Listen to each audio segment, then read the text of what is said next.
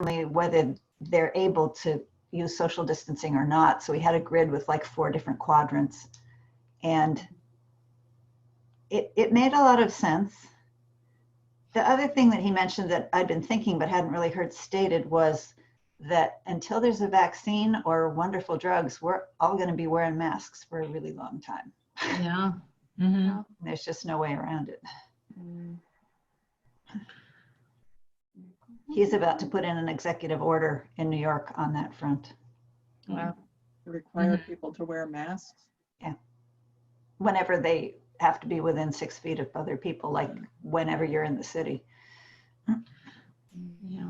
France, if you want to go outside of your home, you have to go on your computer, log on, get what they call an attestation. It gives you 1 hour outside of your home within a 500-meter radius. If you're outside of that radius for more than an hour, it's a €600 fine. They're giving them out. Wow. Wow. Yeah. Times. What, Alan, did I mess up? Oh, okay. Alan, forgive me. It was €135 for the first offense.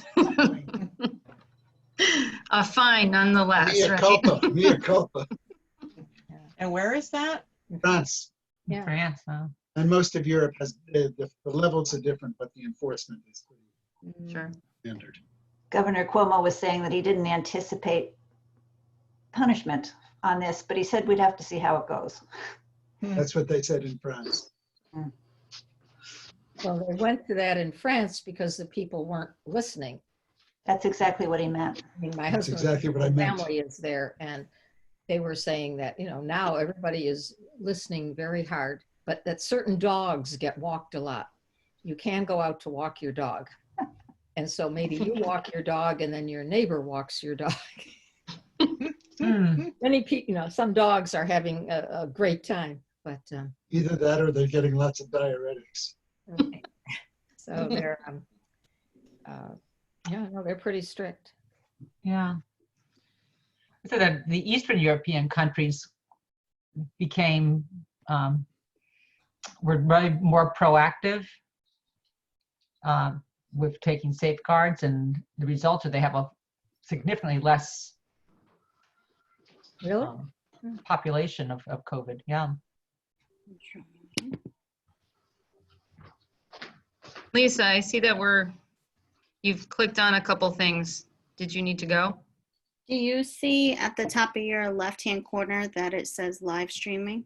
Yes. Yes. Yes. Okay, Okay. all right, so you should be all set. Yep. Everything looks good. Do you have anybody in attendees section? What do you mean an attendee? I have participants. Is that what you're asking?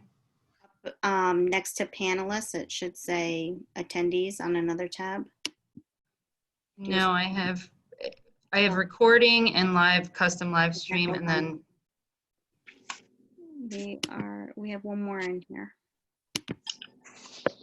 oh, there. All Oh, we're all here now. We're all here now. Hi, Hallie. Hey, Chuck. How are you? I don't see Hallie. He's here. Can we see her? Oh, Hello, how are you? There's Chuck. How are you? oh, Chuck. Okay, you're all set. Okay, thanks, Have a good Lisa. evening. Terrific. Thanks. Great. Oh, there's Hallie. Okay. Okay, just well, gotta- welcome everyone. Here we are, 4:02. And Rosemary, you just wave to me if I'm going too fast, or Okay, I'm good. but thank you for taking the minutes, and Barb, thank you for last month's.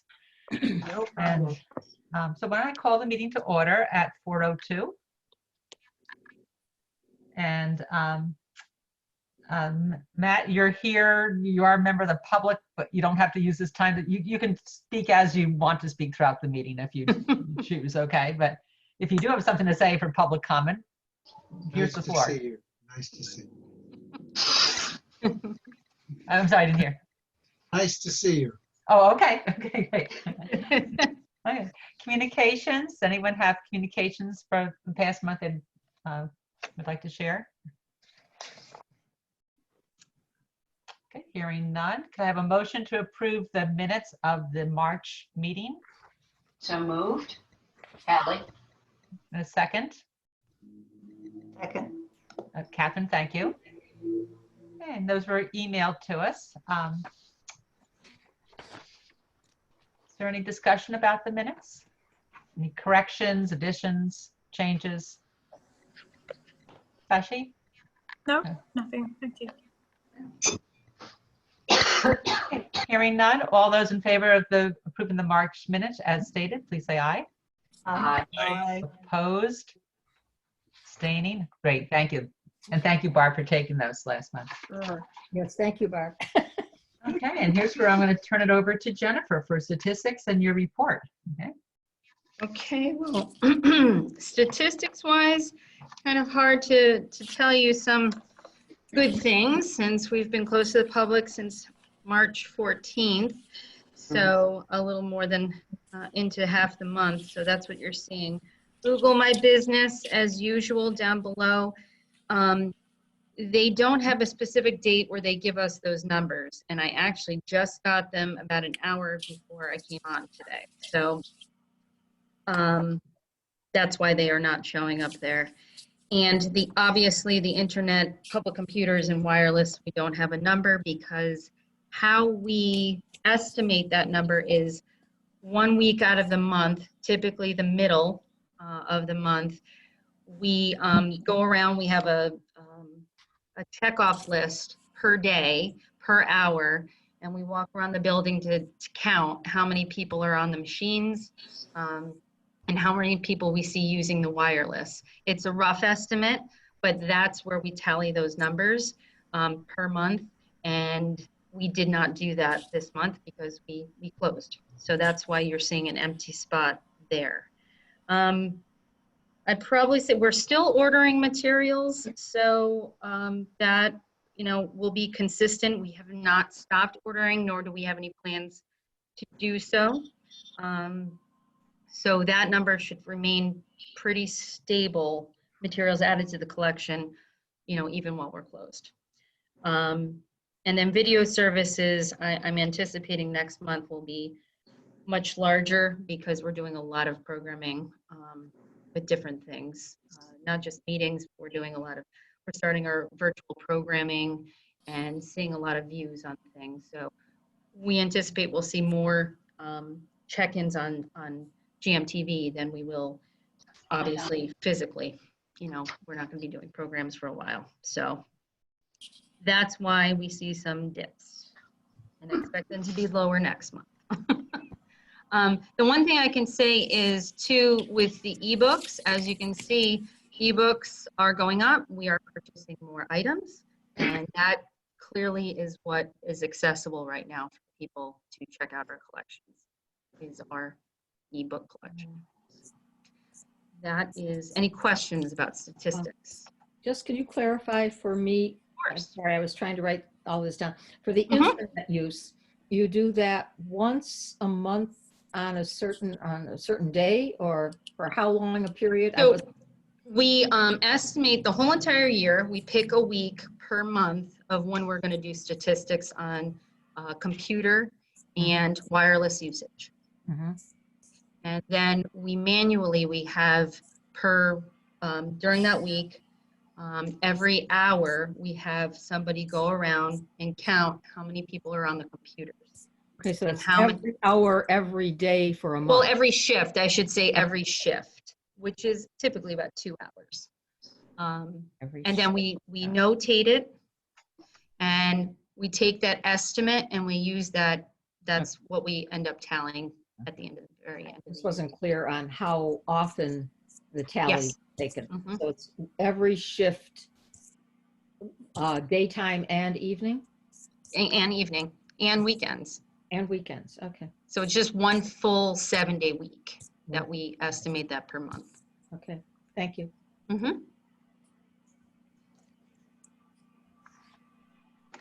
Any other questions or comments about the statistics?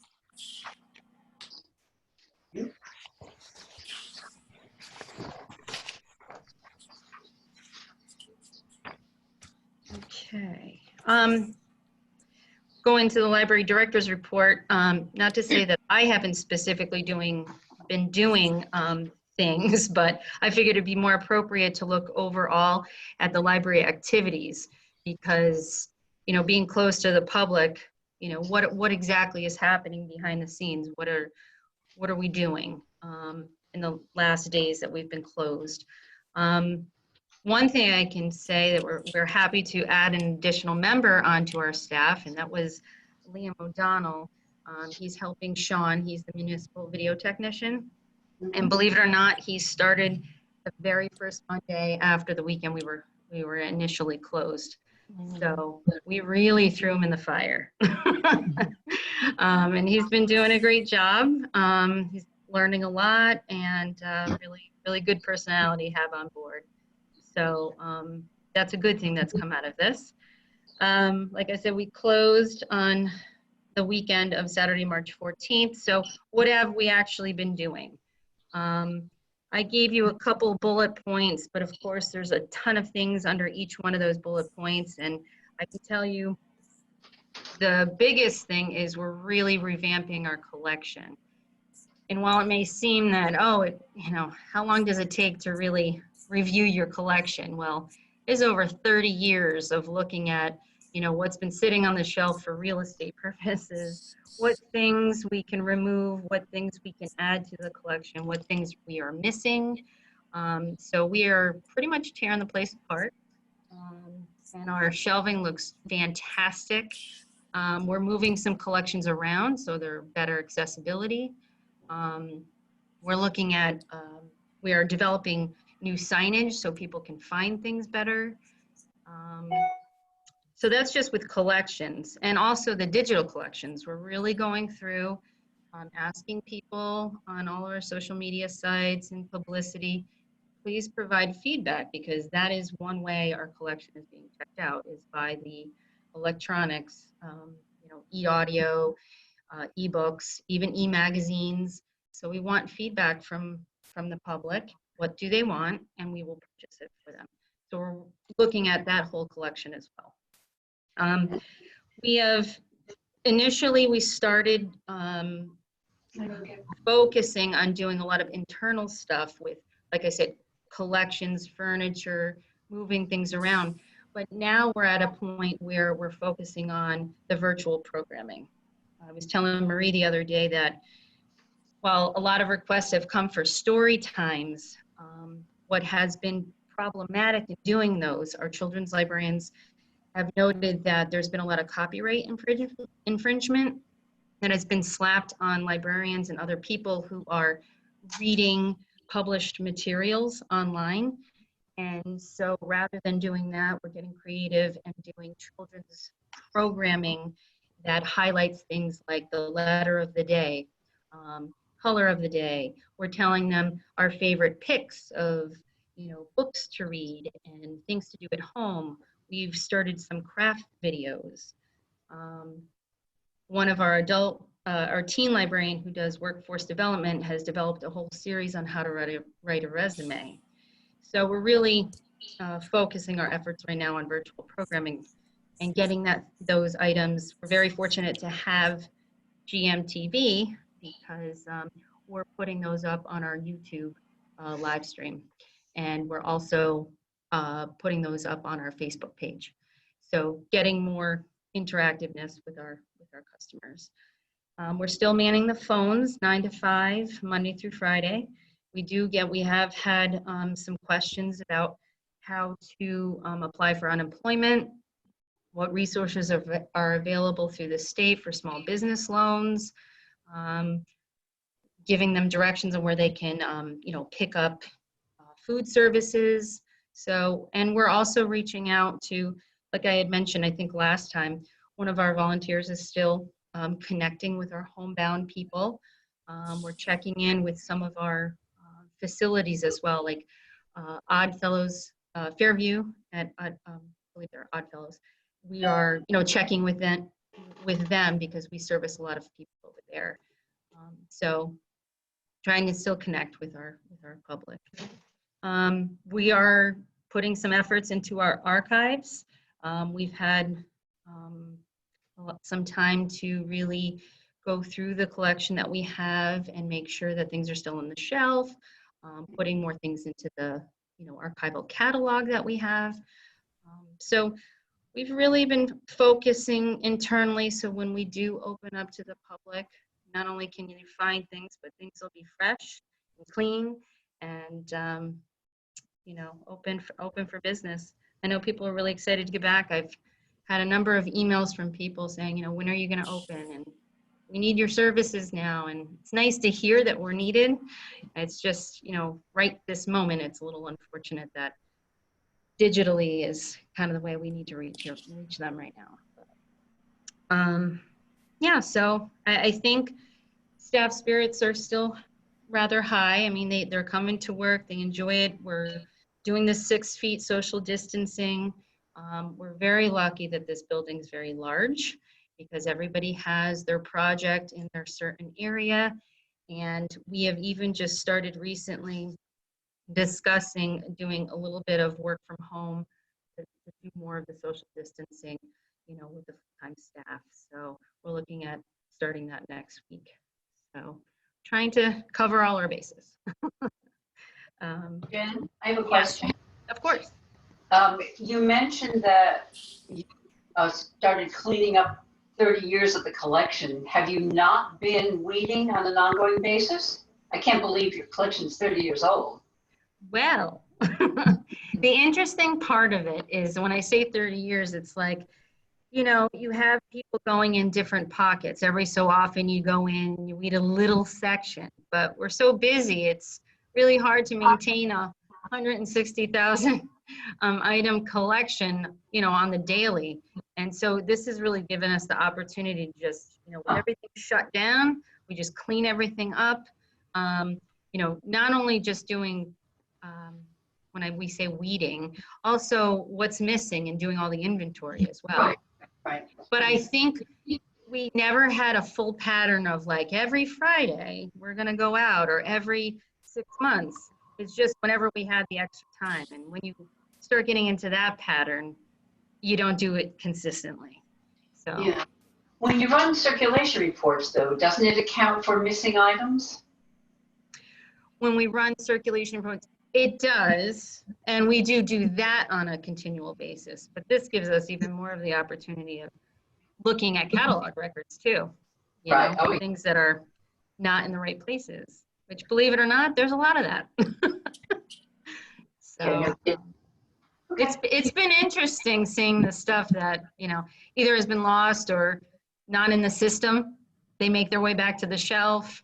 But even our graphic novel collection, we're really excited because it's outgrown its space, both in the adult side and even on the teen side. And it's a fairly highly circulated material. And so we found a new spot for all of those items. And we're going to debut it when we open. So pretty excited about that. It's the little things, organized stuff. But yeah. I have a couple of questions. Sure. So are you planning to have a book sale when everybody can go out in public with your reading of books? Yes, great question. Because Kim Ballantyne, who is our liaison with the Friends, we have created another whole nook in one of our closets for storage of all of our book sale items. And she had the time to organize everything for our volunteers when they come back in. So it's ready to go, but I think we're going to have quite a very large book sale once we're open and we can facilitate something like that. But we have plenty of items that are going to be up for sale. And I'd say sooner than later. It just depends on our opening and how we, slowly roll programming out. Because it kind of falls in that programming mode where people are going to want to come and browse and shop. So, but we will have quite a large one. Thank you. So my other question, you mentioned that you are getting a few phone calls from people who are asking about how to apply for unemployment. My question is, do you get questions from the public on how to help them with their resumes on the phone? I understand that you are doing it sort of face to face, but yes. On the phone, are people asking you that? We've received one. We haven't received too many yet. And so what we're trying to do right now is anticipate some of those kind of things now that if we do get barraged with questions, either over the phone as we start to open up, because a lot of people I think are not understanding, even though we try to put it out in the marketing materials, that we can still help you over the phone. I don't think they're keen. They just see our place dark when they drive by, or they just assume we're closed. But we are anticipating one of the biggest questions we're going to have, or two, is helping with unemployment and helping with job searching. So that's why we started creating these very small snippet videos in a playlist on YouTube to get them started, that they can start at home or at least take notes, you know, if they don't feel confident. And then maybe they would feel that they could call us, because in the videos, we do suggest that, you know, we are available by phone, or they can email us, or we can help them in some way. So, but we haven't received too many phone calls yet for it. Like I said, we're just anticipating. Jennifer, I have a thought on that, if I may. When you drive past the library senior center entrance with the electronic sign, Yes. it's hard to be driving and reading, and you just get these quick blurbs. And my impression is, I can't recall if it says library closed, but I know it says senior center closed and a lot of other stuff closed. So, you know, the impression is you get closed. But remember that old placard that you had? Yes. Or something The like sandwich that. board. Mm-hmm. Right. Maybe to have that, not to say we're open, because you don't want to say that, but reference we can help you with. Well, we could do that. We'd probably have to wait till the following week. I don't know. This is one thing we're paving right now, so we're using that sandwich board. But we could certainly use that for the phones, yes. Just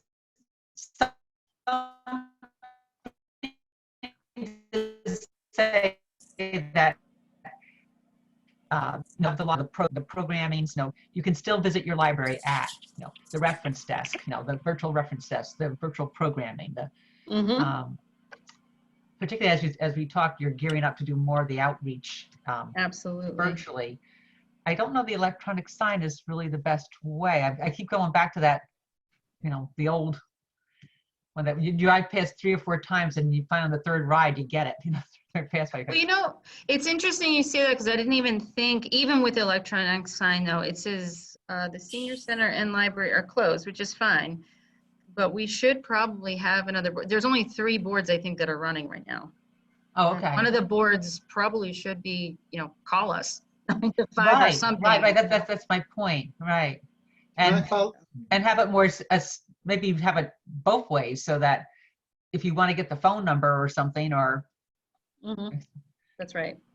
May I follow on Marie's comments? Of course. Okay. A challenge with the library sign is that you have to be on that road to see it. And not everybody drives on that road. So I wanted to pick up on something I had mentioned earlier, and that's seeing if we can find another channel for communications that is cost effective, as in free or virtually free. And that might be to speak with Groton Utilities to ask if you could prepare just a 3.5 by 10 or whatever sheet of paper that fits right within their billing, and have something that while the library is closed, the following services are available by phone. Please contact us. I could certainly check in with them and see if they would allow us to do so. I don't imagine just they write that might down. push back a little bit. There's 3 libraries in town, and Groton Utilities is owned by the city, not the town, and yada, yada, yada. But I wonder if the idea were that all 3 libraries could combine with I some agree with sort of Barb. an insert. Barb is absolutely right. Can I speak to that, please? This is Hallie. A number of years ago, the library looked into doing just that, putting things in the envelopes, because they used to do that years ago. But when we tried to do it, at some point we were told we couldn't do it because it's mailed out. Okay. Because why? It was something that was just easily done. Now maybe it's changed since then, but the last time I inquired, it was not doable. So you have to, Why was it not doable? it was mailed out of Hartford. It wasn't Oh. done in-house. It wasn't like they could ask somebody at the utility building to do that. It just added one more layer that whatever remote service they were using couldn't. They were just being generated and mailed. They couldn't physically put something in there. Yeah. Well, when the tax bills go out in another month or so, could it be used from that for the town? Don't know. Parks and Rec does mailings every once in a while too, but I don't know if they have anything coming up. Barbara, something you had mentioned last time was, well, being able to use maybe the Groton Times, and I think we've been having great success with the Day lately, both, Facebook articles or, they inquire about us quite often. So I wonder if, going on what you said earlier with the Groton Times, because it's mailed to everybody, maybe we can look into doing something there. Because that does go out to everybody, and, it's another avenue. Are Bill and Mystic Knowing offering services? I just assumed they were closed. Well, I'll be honest with you, they are closed to the public. Mm-hmm. And I think they're at a very low capacity of how many people they have. From last I checked with Mystic, they only had 2 people in the building at one time.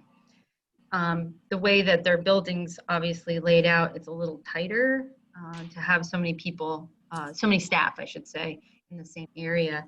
I have reached out to them, all 3 of our consortial libraries, yesterday actually, to see where they were at. And so far I've only heard back from Waterford, and I was told per order of the town selectmen, their part-time staff was removed as of March 30th, and their full-time staff was furloughed as of Tuesday, or Monday. And they don't anticipate going back up at least till after May 4th. So I have not heard back yet from Mystic or Bill, but I did inquire how they're doing. So, yes. Well, Just it from, definitely. Oh, go ahead. Go ahead. I was just going to say, just from Mystic Noank email, they are doing virtual programming from Mystic Noank. I'm not sure how many programs. I just counted. I just took a quick look and I counted 7 little blurbs about informational. So. Well, the good thing is too, I know that they're reaching out, both Mystic and Bill are being very active on their Facebook pages. I don't know what other social media accounts they have, but I do know because I have both their pages, and they've been doing, like you said, Chuck, the virtual programming and, connecting with the public that way. So they are definitely full on doing that, at least right. For what they can right now. Jennifer, I was wondering what the plan is to kind of relaunch the library, what you're thinking of and kind of what goes into whatever that might be. Well, funny you should mention that, because we were just talking about that last week, how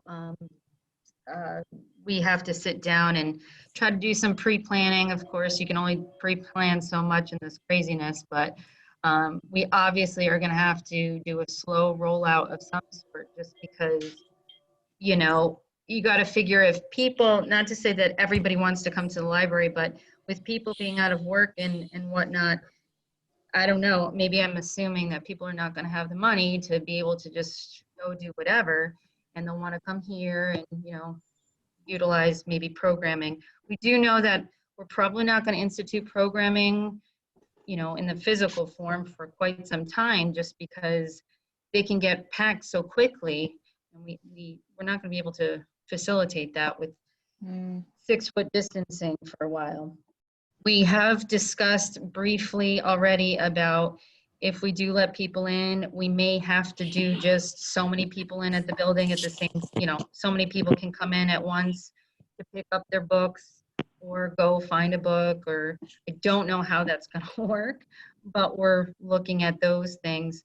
My big concern is about the computers, because that has been the number one. People need access, and it's concerning because the way we were discussing maybe taking some of our computers out you know, to do a 6-foot distancing type of thing, but still allowing people to use the computers. But yeah, I guess we're gonna have to, you know, write some things down and play those things by ear. Maybe even just doing wireless service. We've got a lot of thoughts, but it's just a matter of how to get it all down to make it work the best way and consider everybody's safety. Because the other thing is you do want to cleanse things, but we're having an issue with the cleaning supplies. So even with the book drops, a little concerning, because if we open the book drop immediately, we still have to quote unquote quarantine the books. So, you know, if everybody's cleaning their houses right now and doing whatnot, so we have a feeling there's going to be a barrage of materials. And while we're going to reserve the meeting rooms 1 and 2 for that purpose, you know, just concern on how that's going to parlay with being able to clean those items if we're cleaning them, because we don't have the supplies. They're in limited, well, they're in demand right now. Is So anybody we- doing, sorry, ahead. is anybody doing studies that you know of to really see what the dangers are with books and being contaminated? Yes, in fact, one of the professional development things we're talking about this morning is we're going to make everybody take this 45-minute, I don't know if you might call it lecture style, but a webinar on how that is determined. You know, what kind of books, on the materials, DVDs, safe practices, how to bring them in, what kind of, you know, what equipment you should be using, etc. So, and that's from the Museum and Library Studies. We're going to be having people do that webinar, so we can actually have a plan when these items come in, and you know, what kind of other chemicals maybe we can use. Following that same idea, if I can, going with the, you know, the models from IMLS or ALA or other states, including Connecticut, it may be something that comes out to like remove half the chairs, or like you said, remove some of the computers, and just focus on what a core set of services. You can't do everything at once, but if you, for example, you decide circulation's a core service, then you rally your staff around that at the expense of something else if that's what needs to be done, or again, determine upon what. Yeah, yes, absolutely. In fact, we know that circulation is going to be probably the primary demand, and we are going to take precautions in putting, we're going to do the tape. We're also starting to look at how much the plexiglass is, you know, how they use at the grocery stores right now. We may be able to get through that through Public Works, so we're considering that. Luckily, oh, go ahead. How much can you do though? I mean, what if somebody who has the virus comes in and they're looking at CDs and they handle a bunch of them and put them back, and you know, at some point it's like there's a risk, but to weigh it against the benefits. It certainly is. That's why it's, you know, there's so many challenges, and you know, staff has already asked, you know, my answers to all these questions, and I said, you know, we are going to come up with a couple, you know, a number of scenarios, and one may absolutely completely not work, you know, but we can, you know, look at limiting how many people are going to come in. But even that, I mean, we're not security guards, so this should be interesting. But we do have those ideas in mind, Marie. You know, things that you said about core service, I think is actually pretty valuable. We love programming, and we just may have to do virtual programming for, you know, for some time. And I think people understand that. We've already had, you know, so many people say thank you and be excited about getting something online from us, because they know our children's librarians, or they know our librarians, so they feel comfortable looking at those things. But we had a book group virtually just yesterday, and we had 8 people attend, and I think was pretty good considering who knows who's getting what marketing right now. It's just you know, so much information. But we're concerned because, you know, even summer reading's upon us, and we're definitely modifying that already. We just can't see how we're gonna facilitate having teen volunteers sitting at a desk and, helping the children. We're just gonna have to do, online like we've been doing, except really focus on online only. So yes, we are putting those pre-planned things together. I guess it's really gonna be determined on when and how we're gonna get, when the open date is gonna be.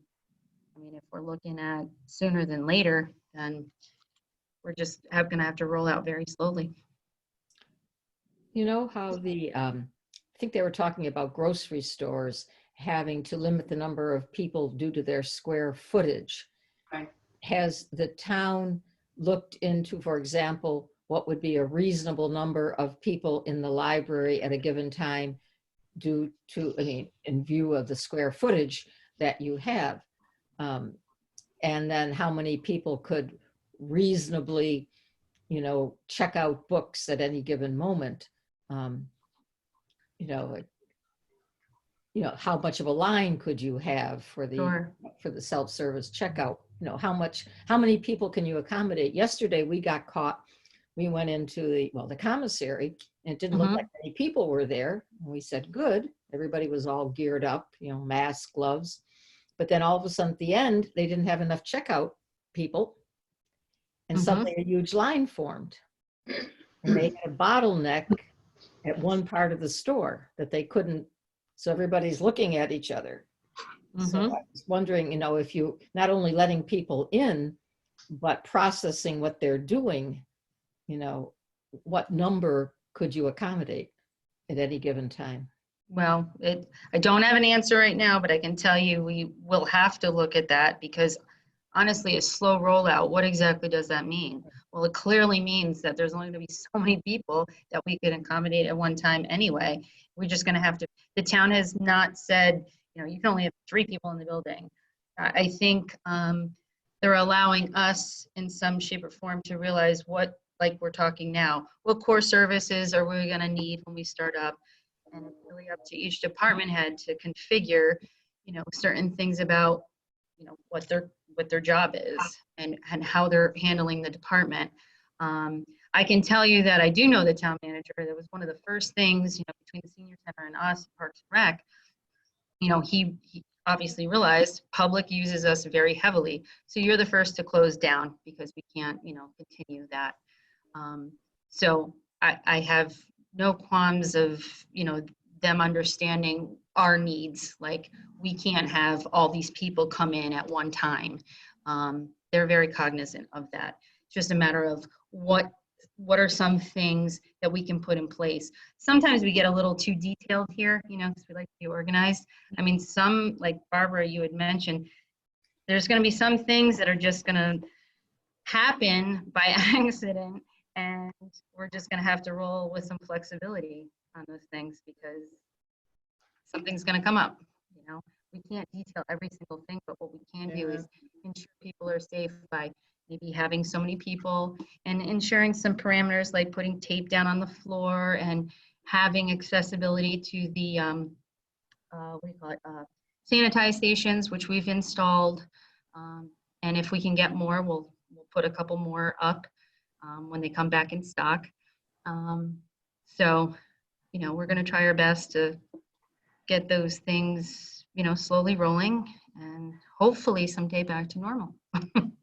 Something that I just occurred to me that you successfully were able to do when the parking lot was being paved. You used the back door as a,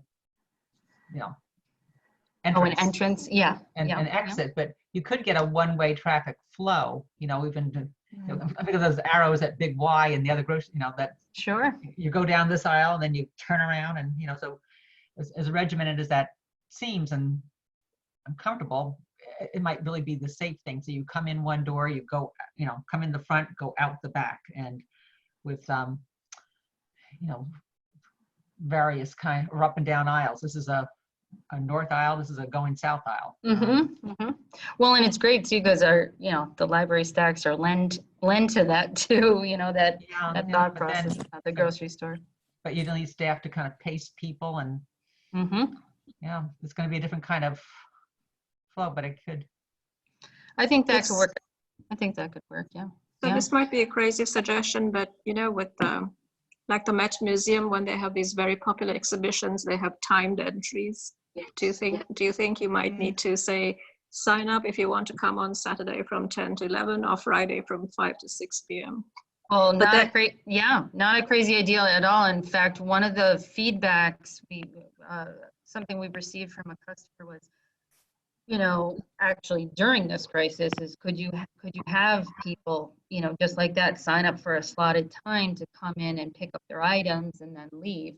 And I said, well, not right at this time because kind of so-called peak time, but I don't think that's out of bounds to say that that could be a possibility. In fact, that may be helpful because you could sign up online or you could call and, you know, we could slot you. I mean, we do that for programs and it works. It's like the grocery store. Do yeah. like the grocery stores where you have, you know, the first 2 hours are for seniors. Mm-hmm. Yes. We're taking care of first. I don't care. Yeah. But I feel like people are, and maybe I shouldn't say this because I haven't been to a grocery store in a long time. I send my husband, but I from what I've heard, the early morning seems to be working for older people. But I don't know. But I think that's a value point. Yeah, a couple thoughts on the, you were talking about removing computers. I wonder if those stations could be set up elsewhere and kind of expand it, set them up at a different table. And same thing with self-service checkouts. Maybe you could put self-service checkouts at different locations, mobilize them a little bit so that people can use them while staying distant. Yeah. Yes, actually, that we could actually look into something with moving the computers. We just gotta, that is something I could take a look at to see. One of our big things is where the power is located and, you know, get on touch. But it certainly wouldn't be out of bounds to say we could, even if it was moving 4 of them, I mean, that's 4 more people that could be distanced somewhere else. So we could look at that, definitely. Yeah, and then also an expansion of the reservation system, maybe tied in with the appointment schedules that you were talking about. You know, you reserve the books that you want, and then you come at a specific time to pick them up, and then off you go. Yeah, I think that's actually really great because some people just want to. It's like the curbside. You just want to pick up their holds and then leave. And if they know they're here, they'll just come get them and then leave. So. I hate to even bring this up. Oh, go ahead, Barb. Be encouraged to reserve the books online. Use virtual catalog, reserve books online. Hallie, what did you say again? Repeat that. Yeah, people could be encouraged to go through the online catalog from home and create their lists. Even though some of us may already have things on hold, but create lists and then get your appointment time to come pick them up. Mm-hmm. Yes. So No, I definitely think that pickup item, reservation time, is definitely a good one.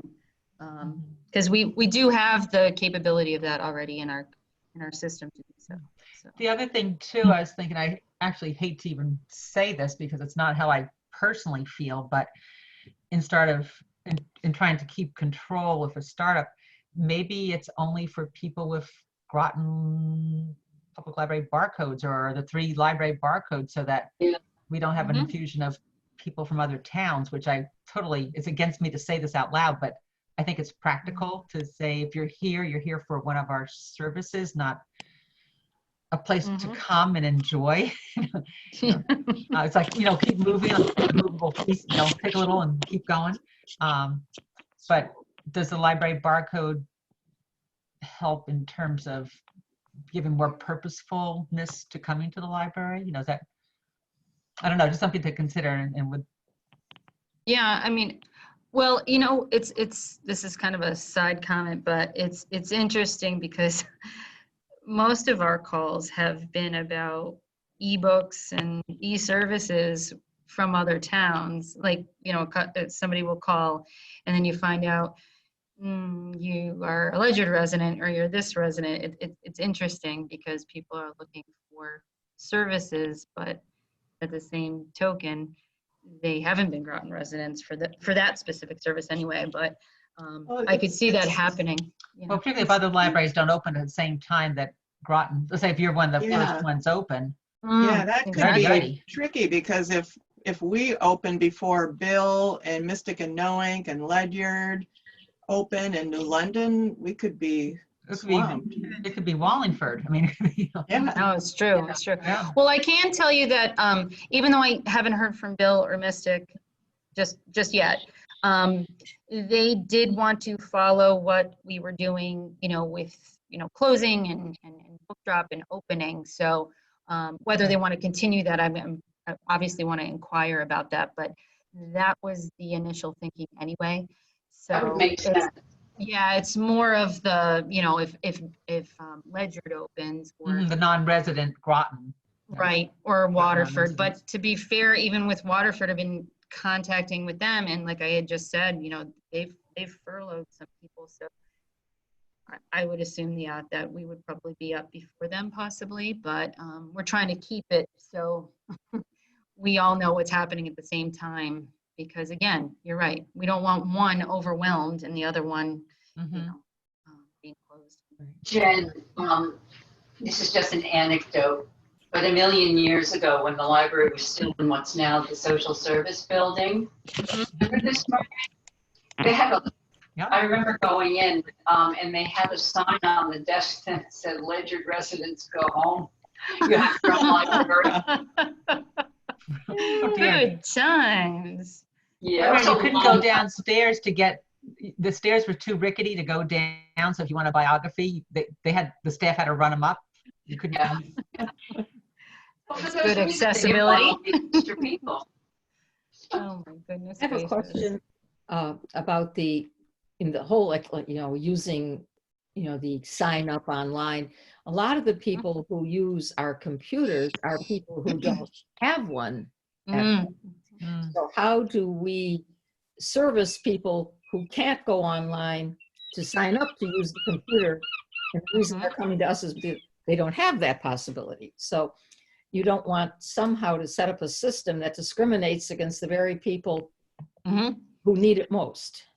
Well, I'll be honest with you, we run into that all the time right now. But I think the offset would be we could use both that and the phone, Right. for We have to reservation get that type out, system. though, the message that, Absolutely.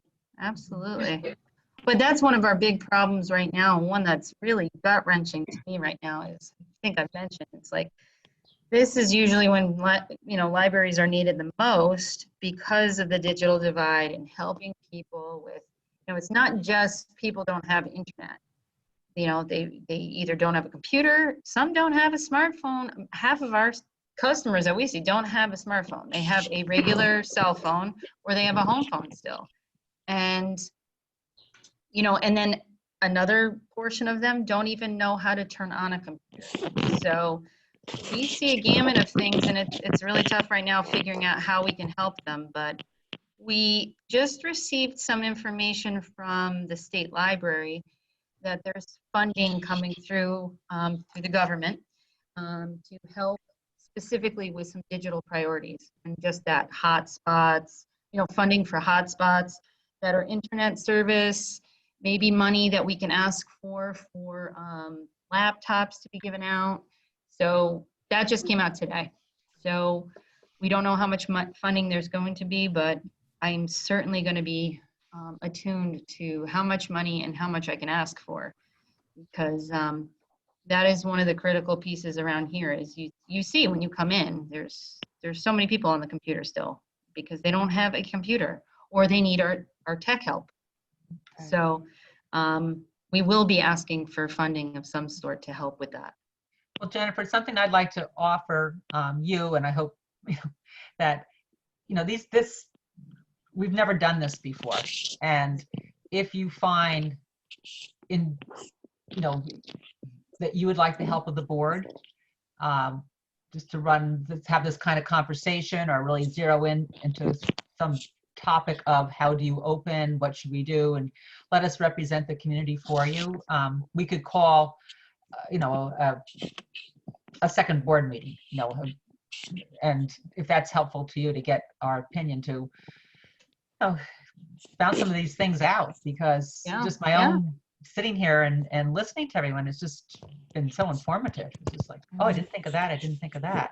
No, it really has. I think the feedback has been terrific because, even just things like going in and out of the library, maybe there's just one way, or, I think it's very important. And it's something we're all, cognizant that it's going to come.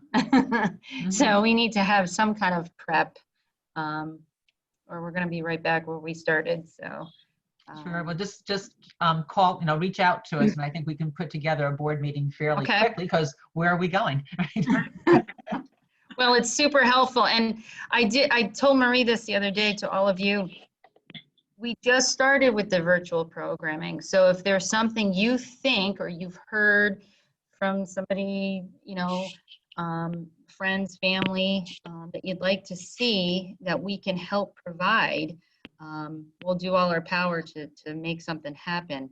We've initially started with things we think people would like, but just like the collection, we want to give people what they need, what they want, even just something fun, just to, during this time of crisis, just to not think about these things, but whatever we can do to help otherwise.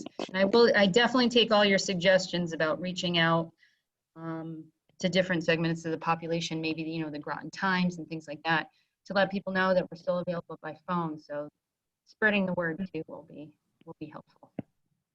Do you have a window like Walgreens and CVS have so that they can pass the prescriptions to people who drive by?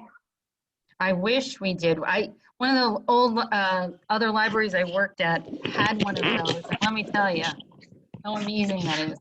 We don't have the window, but wondering if we just have the receiving door. I mean, we could leave things out, I suppose.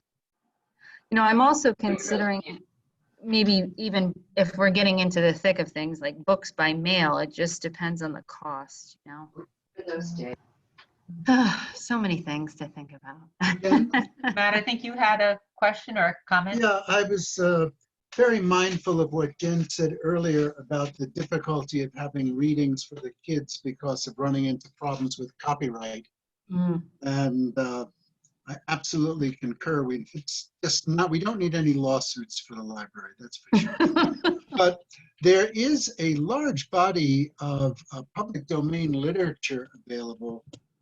And I'm wondering if there's a librarian listserv that you participate in, Jen, where there may be 400 librarians or 200 around the place, and ask them if they've developed any lists of public domain stuff that would be suitable for reading. Certainly could look at that.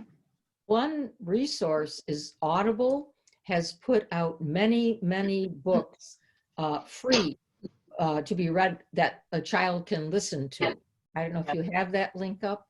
I think we, some of the things that we've been receiving, we've either shared on Facebook or we put on the website as additional resources. I'll check on that one. There's so many things coming that are free right now, which is fantastic. That we want. Audible has all these children's books that you can just click on and listen. You don't need your librarian to read it. Audible will read it to the child. That's wonderful.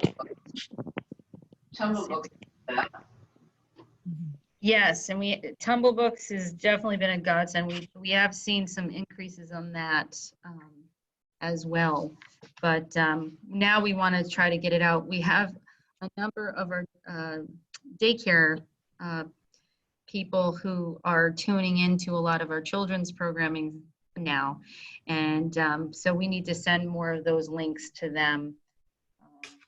But yeah, it was a little frustrating the other day. I was so excited because Tish Robbie, who is a Mystic resident, she writes Dr. Seuss books. She sent us a link. She's like, you can use anything on my website. I'm reading books. We're so excited. We've had about 4 different emails back and forth from the publishing house is like, no, you can't. Yes, you can. No, you can't.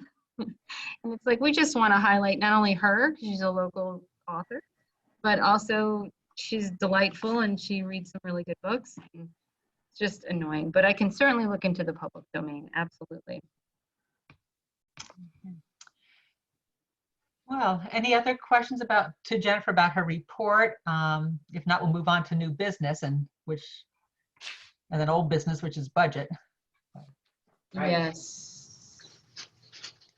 Barb, do you have? Oh, no. Nope. Okay.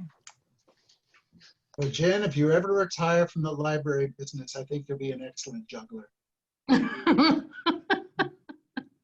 It's been very interesting, to say the least. All these fun things. Am I a curse to the library? No. Hilarious. I'm like, what? Mother Nature, you're so testing us right now, but okay. I'm just thankful the other day we had that like hurricane type thing. And I was like, please don't let us lose power here too. I mean, thankfully we did not do so. That's good. So we move Just- to new business? Mhm. I think the only thing I wanted to highlight, I mean, the COVID updates, it's basically, I was gonna say, what are we gonna be doing, rolling out? We have no new news about our staff. We're still putting them to work. They're coming to work. We have heard there's going to be some PR that's already kind of come out a little bit about having, what is that called? Doing a drive-in check with Oh, yeah. tests. Through test, yeah, Fitch. Yes, at Fitch High School. Oh, So that's publicity that's coming out right now. When that's going to be available, I believe it's Sunday. Saturday. Is it Saturday? It just came out today. So. Yeah, I saw it on Facebook. So, but there'll be more information coming out. They're going to put it in, the day and everything. So It's in the day. is it in the day? It's Okay. in the day. Yeah. So there's that, and just business as usual here until we hear anything more. And I just wanted to highlight GMT TV. So Sean Greeley applied for a grant to upgrade some equipment, much needed, at the town annex. And believe it or not, he was granted that award of $30,000. And he also helped the city of Groton they also put in a $19,000 grant to upgrade a lot of their audio equipment for televised meetings. Right. Which Sean helped to write, and the city received that as well. So we're pretty excited about getting grant money in this time. So. absolutely. Oh, congratulations to him and to the library. He's doing a great job, working lots of hours to get all these Zoom meetings together. Is there anyone have any new business to add? If not, we'll go over to the old business, which is budget. Yes, budget. So in years past, we've always been very excited and thankful that you've been there and be able to participate, and it went so fast, but by the time that we communicated, it was over.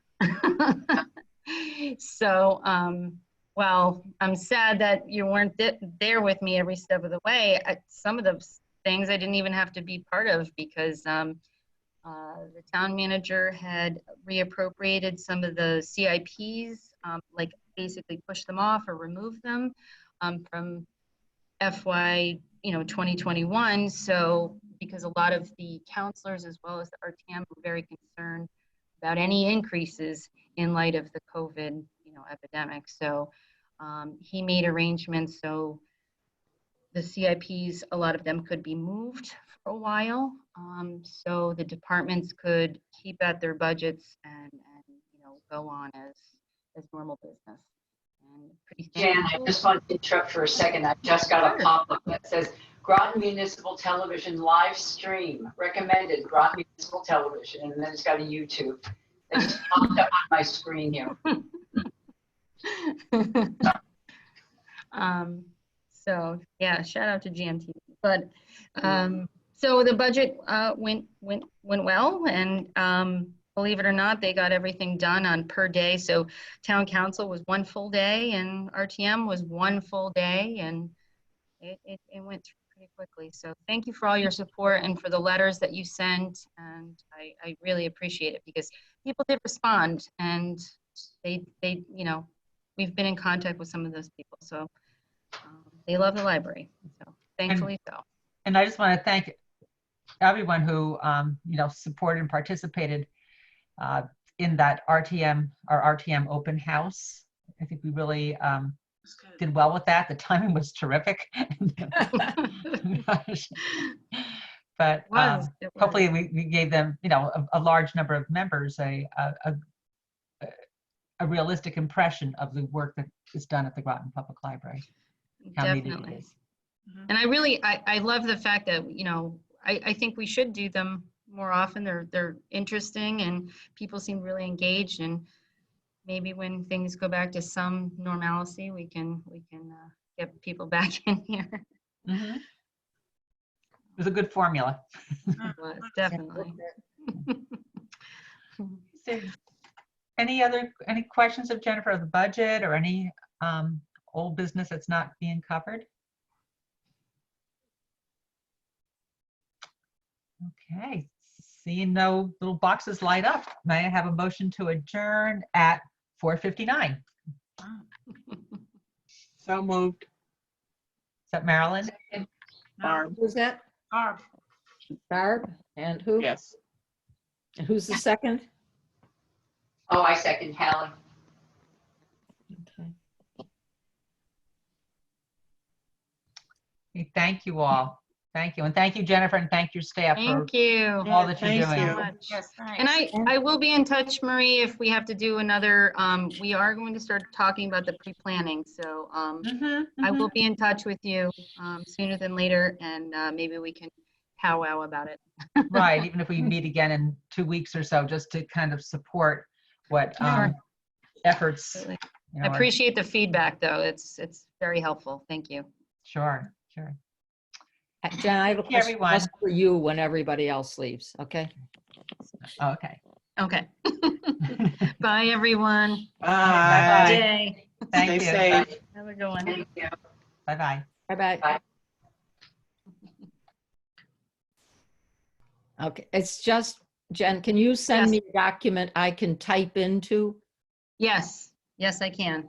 Yep, Okay, I was just taking handwritten notes here, so, of course, we'll do. I'll send you the document. okey doke. Perfect. Have a good one. Okay, thanks. Bye-bye. Bye.